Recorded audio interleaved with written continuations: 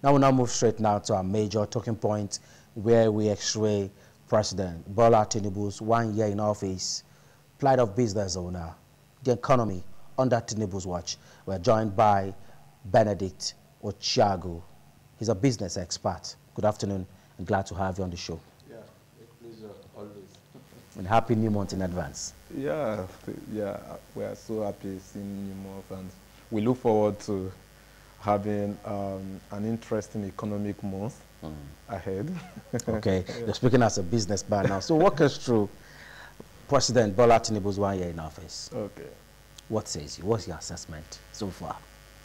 Well, the assessments, I think there is nothing new or hidden about assessing the president's 1 year in office, because if you go to the streets, you go to the markets, you go to companies, you go to bank, you are seeing evidently that it has not lived or built up to its expectation.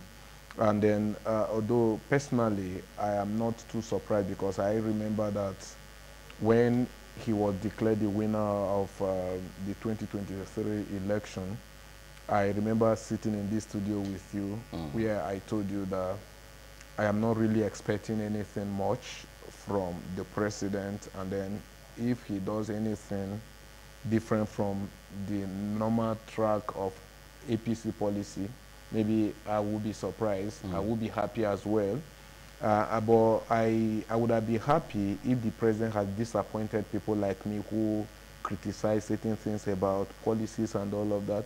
But right now, it seems as if I am correct, which unfortunately so. So to an extent, you're saying this government has performed below expectation. In fact, below. The indices are not smiling. The indices are heart-wrenching. If we really concern ourselves with a nation, this is not about politics. I'm not a politician. I'm not a card-carrying member of any political party. I look at the records. I look at the numbers. I look at the indices, and I speak from there. The indices are not clear at all. And then when you look at it, I think one of the problems that we are facing now is a kind of actions without proper analysis. And that is what the current administration has done right from the first day of inauguration. First of all, there were no proper analysis when the president said subsidy is gone.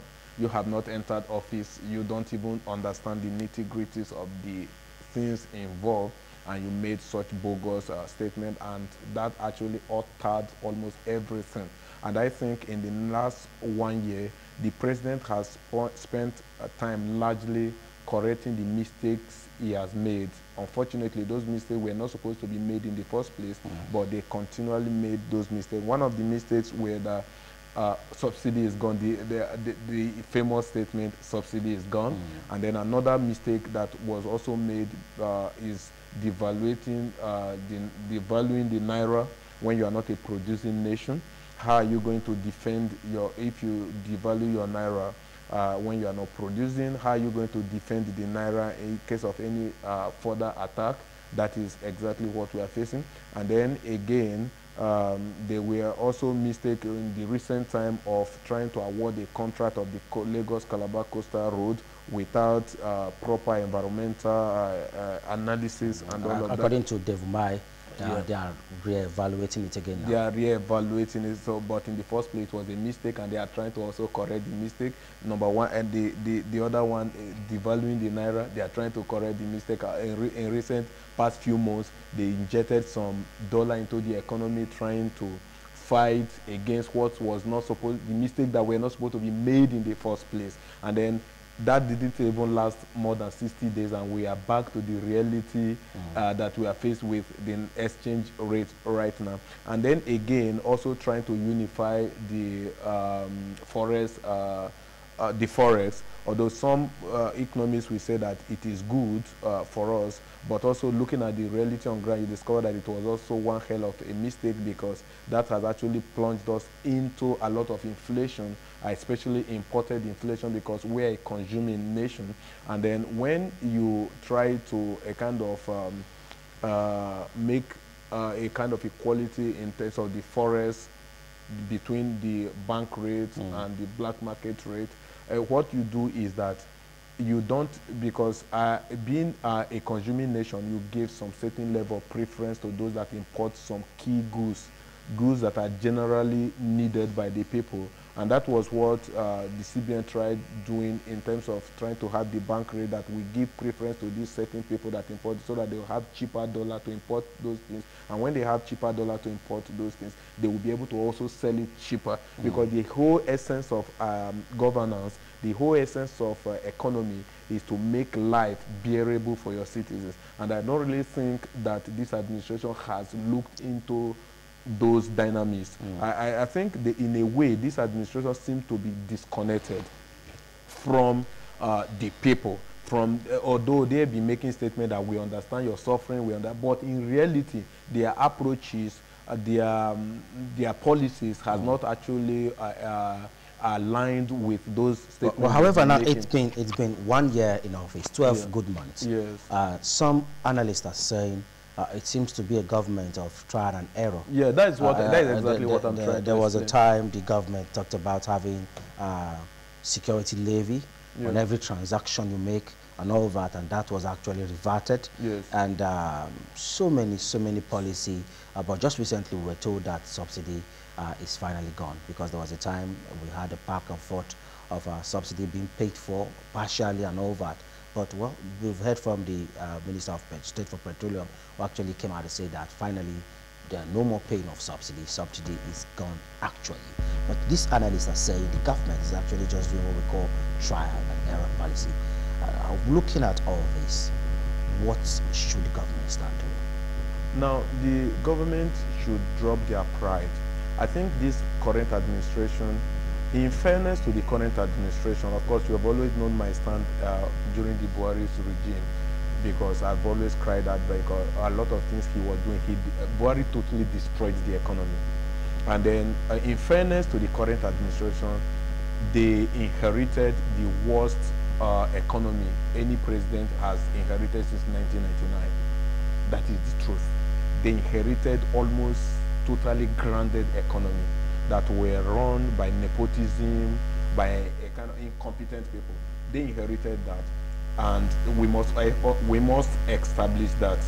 And then again, but also that we will not excuse the fact that you met inflation at 12.48, and now just within 1 year it is 31 point something under your regime, that you have doubled that.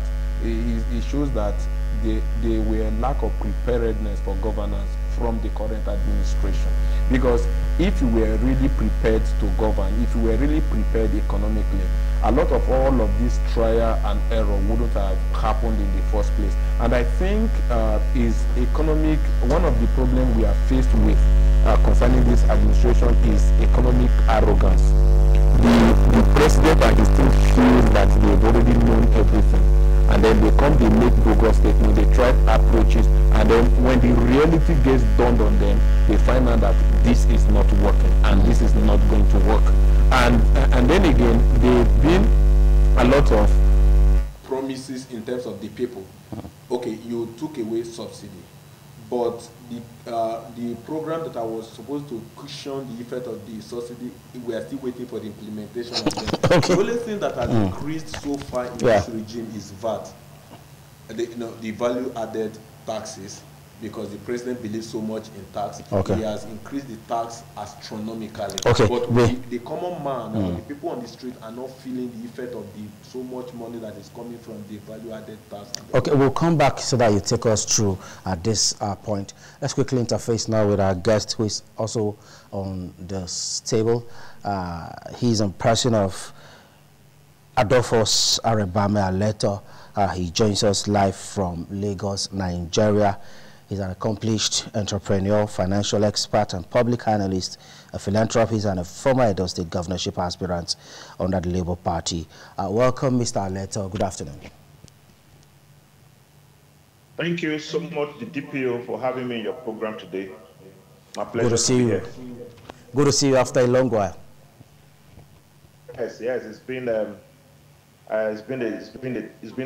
while. But I'm back All right, now now. walk us through, Mr. Aleto. What's your take? 1 year in office of this administration, what are your scorecard, or what is your scorecard now if you want to rate them in terms of performance? Okay, so in terms of rating, it's very easy to rate because you can only define performance based on the impact of the policies of the government on the people. That is how people, the common man on the street, how they feel the policies. The government have done quite a lot, trying to put things in place. We understand that they made a very an economy that was in a bad shape, and they had tried, what they can do to revitalize the economy. But on the street, the average man still suffers, the average man still cries, he's still so much under pain. And that is the only yardstick that we can measure their performance, irrespective of what the statistics tells us. So on a scale of 1 to 10, we still say that they are just starting. Maybe they are doing about 2, 2.5. They still have a long way to go. From you now, in your opinion, what have been the major challenges of this present administration? In your opinion, what are the major challenges? If you say you are rating them 1 or 2 over 10, that's not a pass mark at all. But in your opinion, what are their major challenges? Let's quickly have that in 20 seconds. Yes, the challenges have been pervasive. Number 1 on the list is security. Security, the insecurity, the state of insecurity in the country has not abated. And with security, you can count security. I mean, what I'm trying to say is that security cuts across everything that concerns our lifestyle. It concerns our agricultural prowess, our manufacturing prowess, even our everyday life. People are not able to go to farm. So subsistence farming is ruled out. Our people back in the villages are not able to have access to food anymore. So insecurity has been one major problem. Inflation, the increase in the prices of goods and services have incapacitated the ordinary man. A lot of things, food on the street, those common foods that we used to eat, those staple foods, they've all gone up. The prices have all gone up and gone beyond the reach of the ordinary man. And for as long as we have not been able to deal with insecurity, we will continue to have problems. And I also said that inflation, the high rise in the price of goods and services have also become a major significant challenge, to this government. The government has not been able to do anything about it because the prices of those staple foods, the prices of other goods and services that the common man, can afford have become out of their reach, because as the prices are increasing, for those that are in employment, there have been no commensurate increase in wages. And for those in business, there have been no commensurate increase in their profit, in their bottom line, because of the obvious challenges that we have in the country. The third one and the last one that I would also like to say that is a major challenge that is facing this country is the scarcity of cash in circulation. The fact that you have to buy your own currency is appalling. And for as long as the government is not able to solve that very quickly, so that people can have access to their money in the banks or in wherever they have kept it, as at when they want it, and at no cost to them, the government will continue to face that challenge. Now an interface with Benedict Ochiago. Benedict, you are a business expert. For the last 12 months, how has the inflation trended for the past 12 months? And what measures can be taken by the government to arrest the falling inflation? Well, I think before I answer your question, let me give huge respect to Mr. Leto. It's been a while. And then, for me, when you talk about the inflation in the past 12 months, I think it's something that is so visible that there is no kind of propaganda or packaging that we try to undermine it because it is so glaring. But I also think that there are a lot of factors. You wouldn't blame the government entirely for it. even though they share majority of the blame, because when I'm somebody who do every day-to-day business and I interact with people, especially in the business world, I see a lot of goods by goods inflation, for example, a commodity by commodity inflation. And then you are wondering, how can we have this kind of inflation? And then I have come to understand that majority of this inflation is caused by everyday market men and market women in the market. How? Let me tell you why. Do you know that, for example, you want to buy a sachet of beverage, some of them that are in sachet, and then you go to buy a roll, for example, at a wholesale price for 1,600 naira. And then you come to the street to sell, a roll comprises 11. This, I'm telling you first-hand information. I was in the market and I took time to understand this thing. And then a roll is 11 pieces, for example. You come and you are selling it for 250 naira per one. Meanwhile, the landing cost of that thing is about 140 something naira, 150. And then you are selling for two. It means that in a roll of 11, you have over 1,000 naira profit. I mean, and is it out of place? I mean, I think for a provision, for example, that is very, very high. But also sometimes you wouldn't also blame some of these things, because inflation is interwoven. If I have my product, I want to sell in such a way that I'll have enough money to compete in buying some other commodities. That is why I feel that the government should try as much as they can to be able, the institutions that are responsible for price control should get working. They should work to make sure that the price control is something, because this, at times such as this, Nigeria need the price control system, the price control institution to get working, to checkmate all of these things. Okay. We can't just be blaming the president alone, and there's also state responsibility. State government have responsibilities. The inflation and the economic woe is not to be blamed on the president alone. The state governors share part of those responsibilities because they are closer to the people than the president. Okay, let's quickly return back to Mr. Leto now. If you're still there, there was a time we saw the government having some task force in the Federal Capital Territory and other part of the country enforcing price control policy on goods and services. Is it out of place? Do we really need task forces to go up trying to enforce prices control in the market? Or the government should have policies in place that can just checkmate this on its own without having foot soldiers going up front to interface with small business owner? Mr. Leto. You know, in the 21st century, it is not in these days that technology can do a lot for you. Technology can identify location of businesses.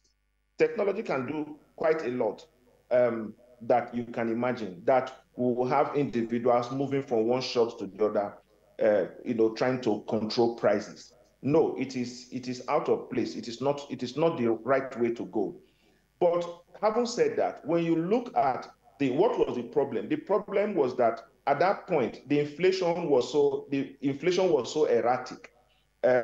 Prices of goods and services were moving at a rate that even the businessmen could not predict.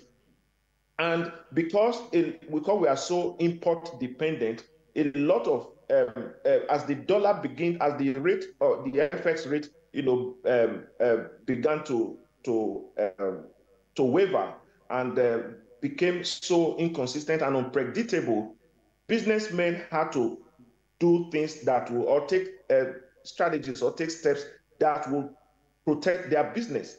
So what did they do? They ensured that when they import goods or when they buy goods, they want to sell at not the historical cost, but what you call the replacement cost. The replacement cost will enable them go back for replenishment. But the historical cost will only make them sell, aggregate cash, but they won't be able to go back. Because if they have 100 items in the shop that they have bought at 100 naira, And tomorrow, because of inflationary rate, when you go back to the market, it's going to cost 200 naira. They won't be able to buy such. They can only buy a fewer quantity. So it only makes business sense for them to watch the price, watch the replacement cost, and fix their prices. And if you see what was happening at that time, you find out that they could not even predict what those prices would be. So they couldn't afford to have items on their shelf with price tags. So what we were finding that was happening was that it was only when you got to the counter that you knew the price of what you were buying. And I mean, that is a business decision that those people had to take. So for government to begin to pursue them and enforce price control, I think it is barbaric and is unacceptable. So quickly help us now. What impact has President TINUBU'S economy had on the average Nigerian, especially when it has to do with employment and productivity? Yes, so if you take a cue from where we just stopped, from the analysis that we just made, and you are beginning to look at what the impact is depressing. A lot of people on the street, are just walking corpses. People are discouraged, okay? People are discouraged for several reasons. What was easy for them to access before is out of their reach. Food has become, pure water has gone out of the reach of so many people. So if you look at the impact, that's why I said on a scale of 1 to 10, and I gave 2.5, between 2 and 2.5. Why? Because the impact has not been felt by these people. It is not as if the government hasn't taken steps. Whether the steps are right or wrong, like I said, the benchmark, the measurement of that of the policy is with the impact that it makes on the life of the individual. So it's been depressing, and I'm happy that the government is a listening government. We have seen the government listen a lot of times. There's been some policy reversals, especially with the last one with the electronic charges that were supposed to be meted out to every citizen of this country. So when that policy came, the government looked at it and then they reversed it because of the attendant implication of that policy. So I am happy that they are a listening government. I'm also happy that they are taking conscious steps to address this issue, but we haven't gotten to the point where we should be. Or the hope or the plight of foreign investors, Benedict Ochiago, under these policies? Yeah, when there are a lot of instabilities in your economy, a lot of instabilities in your approaches, then attracting foreign investors becomes a big problem. If, for example, on basic issues like electronic charges, you could not make proper analysis before coming up with it, and eventually, just because of outcry, you reversed it. If you could not make proper analysis in building a coastal road, the EIA, you could not make proper EIA before that, just until the people start crying out before you came to make proper analysis and say you want to reanalyze it and all of that. If you could not make proper analysis before removing fuel subsidy. So foreign investor we put all of those things into consideration and say, okay, what if we come tomorrow and then the president or the administration just wakes up one day and come up with one thing? It means that will affect our $1 million or $1 billion business. So all of those things are some of the things that foreign investors consider. Instability. They look at, because an investor wants a place where his money will be safe. That is the fourth thing. A system where my investment will be safe. And I don't really think with this up and down happening right now in terms of our policy making, that it is not a good sign at all. And then I think that a lot of people say that the government is doing a lot and doing a lot, but the citizens are not seeing these things that the government are doing. They are not seeing it in terms of bringing it out on paper. They are not even seeing it in terms of the outcome resonating with their current reality. And so if anybody say that the government is doing a lot, then we need to see those things. Because these things, if the citizens see what the government is doing and then seeing light at the end of the tunnel, it breeds hope. The government need to do more to breed hope right now. And then again, talking about this foreign investment, there is need for transparency, there is need for accountability. Because if a foreign investor wants to see a place where corruption is not at the peak, like what we're having in Nigeria today, there are lots of corruption in our system, not only on the political scene, even in the civil service. A lot of corruption going on in the civil. In fact, that is the domain of corruption. They are the one that even teaches the politicians how to steal money sometimes. So some of these things, if the government is really serious, there are things you will start doing, and foreign investor will see that you are serious. And that's number one, is to fight corruption. To go after certain people and certain institutions. Let it be plain. Let the process be plain that this is why we are going after this person. If you let the person go scot-free, this is why we are letting the person go scot-free. For example, the case of Yahya Bello in the last few weeks, the case is no longer on the front burner, and nobody explained to anybody why it was halted and all of this. And then the foreign investor, people, international community looks at it that, are you sure these guys are serious at all? And everybody wants a serious system where they can invest. So these are some of the things that we really need to look at. And then also try to curb this inflation. If you are saying, okay, taxation should be hinged on certain level, this government is dwelling so much on taxes, which is a very dangerous approach in modern day economies. You cannot, like somebody said, that you cannot tax your citizens into prosperity. No. You have to find out what works. For example, the CBN came out recently and said that one of the ways to curb inflation right now is to increase interest rate. That cannot work in a system like Nigeria. The more you increase interest rate, the more the inflation skyrockets. Because some of this inflation is caused by demand pool, is demand pool inflation, and some of them are imported inflation. And you cannot use hike in interest rate, increase hike in interest rate to curb such kind of inflation. Okay. So the policies must be stable in such a way that the foreign investor will see us as a serious people. That's how they can. Okay, now to have a stable economy, what should entrepreneurs do? Business. Thank you so much. When you are talking about the entrepreneur, personally, I believe that there are two key areas where Nigeria should focus on. Because when you want to make analysis, you look at the very most, you look at sports. For me, the sports where Nigeria should really hit on right now, if we really want to revamp our economy, is agriculture and the small-scale businesses. All over the globe, the small-scale businesses, the medium and small-scale businesses are the people that they are the drivers of the economy.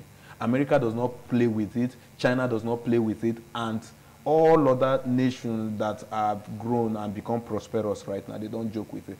But how can the small-scale businesses thrive when you go to the bank to get a loan for about 30% or over 30% interest rate? Okay. How can you thrive like that? How can the small-scale business thrive when you are not even sure that after you finish selling that you are going to still buy with the same price you bought last? Because there is no enabling environment to protect this small scale. And so the government should channel the effort to protect and provide funds for the small scale business to help them thrive, because when they thrive, the government will thrive. And then agriculture, because as a country of over 200 million people, we need to first of all feed ourselves. That's where the problem. The reason why you are seeing this inflation biting so hard is because we cannot feed ourselves. Okay, let's quickly return now back to Dr. Aleto. If you're still there, if you can get us now. We have actually dropped from 32 to 42 based on Dr. Bismarck data that he actually shared recently. In terms of GDP. In terms of GDP, as one of the richest country in the world, we've actually dropped from 32 to 42. What do you think entrepreneurs can do at this point to support our economy to boost forward? So we should not be, okay, before I was saying that, before I went off, I was extending greetings to Benedict, my brother, in the studio with you. I was also saying that it's been a while and that he was doing a great job with you. So thank you, Benedict. Then as I move forward, I said, this is not the time to begin to demand or to ask for what the enterprises, small and medium enterprises can do.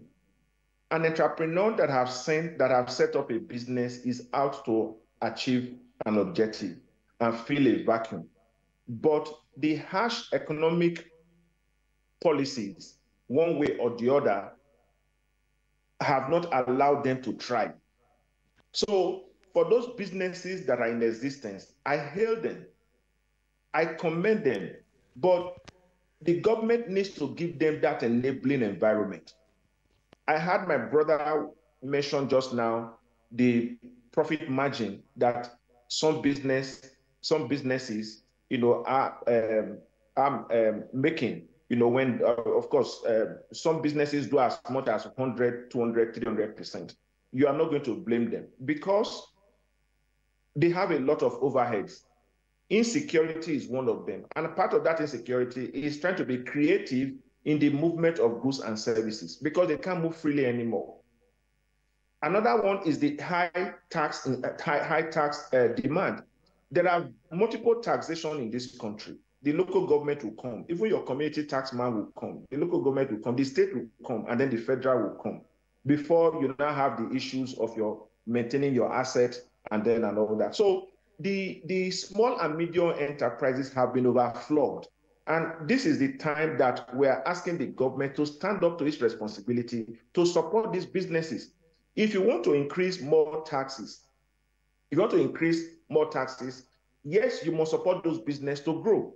A business that is not doing well will rather fold up when it's tired than pay a higher tax. So the government need to start creatively putting policies that will support this small and medium scale business. Of course, they constitute almost 80%, over 70% of, they make over 70% contribution to the GDP. Without the small and medium enterprises, our economy will become comatose. So if we recognize their significant impact in this economy, the government should begin to put something in place to support them, either in terms of tax incentive or in terms of soft loans or in terms of long-term loans that they can pay over time at single digit and all that. Yes, that will support them. They also need some measure of protection from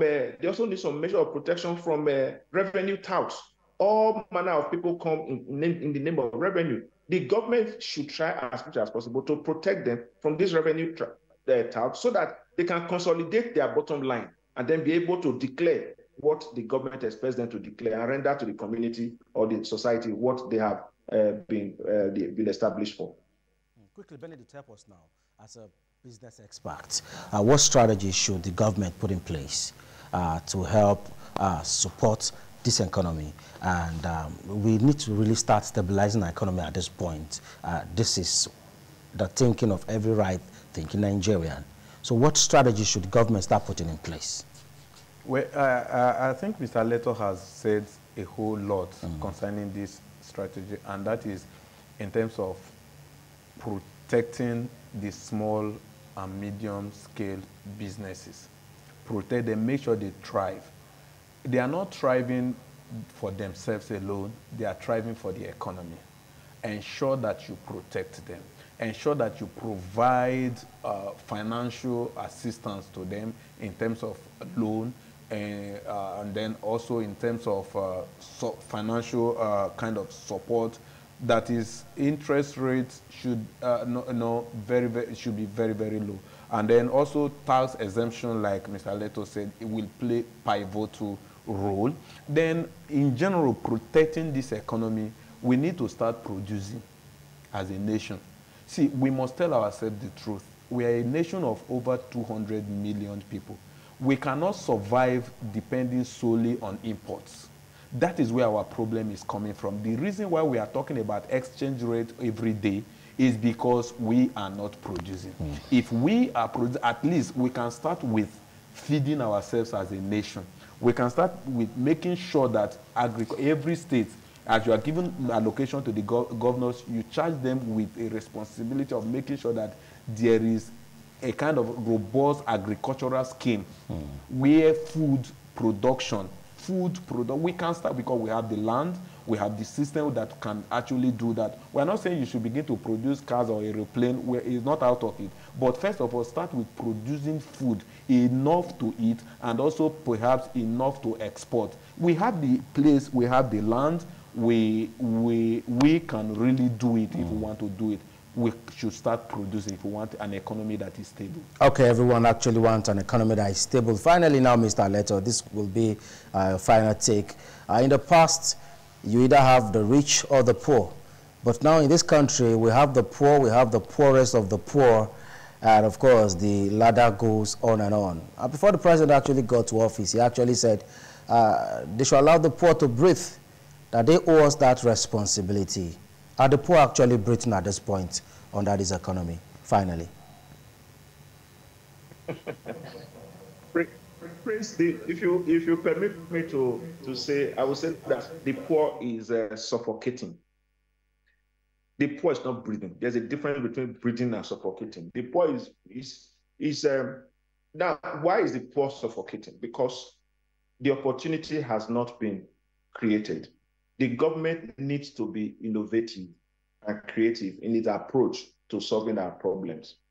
We've been talking about diversifying the economy. The government can diversify the economy. The big and the elite have hijacked the oil industry. So even with our capacity, we cannot meet up with the OPEC quota on a daily basis. So while they are struggling with that, what the poor really needs to do, and the poor are used to, is agriculture, is farming. We are used to subsistence farming. We are used to farming and growing the crops that we eat without first having to go out of our homes to buy food. But today, what do? Basically all the food we go to the market to buy, and that's why the Chinese have taken it upon themselves, because of the demand and supply gap in Gary, that they've taken it upon themselves to produce Gary to China and export it to Nigeria. Yes, so the poor is suffocating, and the government needs to help us to really breathe if they want us to breathe. Thank you very much. We appreciate you for taking time out of your tight schedule to join us on the program. We hope to have you again on the show. And also thank you so much, Benedict Chago, for coming. It's always a pleasure. It's always a pleasure. All right, this is where we'll be drawing the curtain for the day. I'll be seeing you on the next one. My name is Daniel Praise. Ose Debame. Good afternoon.